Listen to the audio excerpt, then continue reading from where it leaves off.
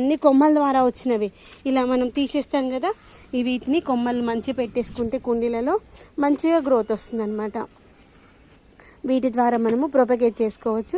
దీనికోసం అయితే మనకి ఎలాంటి పెస్ట్లు కూడా రావు. చిన్న చిన్న కుండీలలో అయినా ఈజీగా పెరుగుతుంది. మనం ఇచ్చేటువంటి పోషకాలు మంచిగా ఉన్నాయనుకోండి, చిన్న కుండీలలో అయినా మంచిగా గుబురుగా వస్తుంది.